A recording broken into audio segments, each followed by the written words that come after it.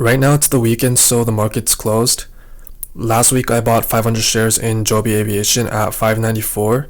I've been following this electric vehicle takeoff and landing company since its IPO in the market. It's backed by Toyota and a few other big players like Intel, and it seems like it's going to be leading in the eVTOL market, at least in the short term to medium term, until serious competitors emerge. There's a few other relevant competitors in the same market, such as Volocopter, ACHR Aviation, EHang in China, and a few other ones. EHang is the big one in China, but with the geopolitical tensions, it's really not worth the risk. Overall, Joby IPO'd through a SPAC merger during the SPAC craze during COVID or around 2020-2021, with a starting price at $10 and peaked at $15 when the tech sector started crashing. Finally bottomed out at $378, or at least in the short term, double bottomed at $335 and made a mini bull run, basically 3x to 1026, where it hit the SPAC resistance IPO price of $10 and currently fell all the way back to $5. As you can see, there's quite a lot of volatility you can take advantage of. Overall, this company's got pretty good fundamentals, backed by massive companies, the US government's military contracts, and I believe they bought Uber Air's taxi department or air taxi department called Uber Air.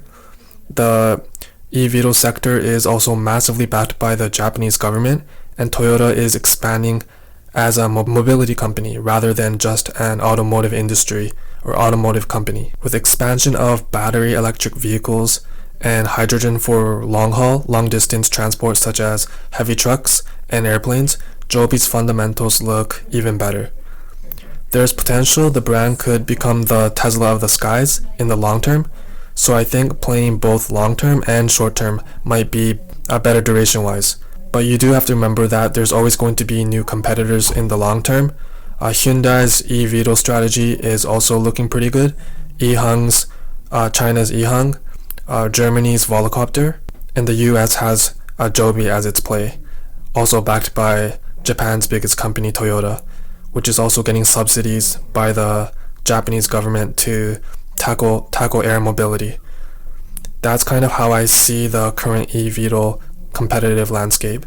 Joby's easily got the best fundamentals in the short to medium term. Now it becomes all about the technical analysis.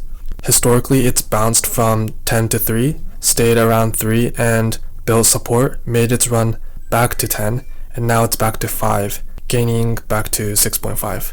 Starting to DCA from $5 seems like an okay entry point, while the $3 range is a steal of a price. I personally think the $10 range is the fair value price, and around $15 is the overbought price, at least in the short term.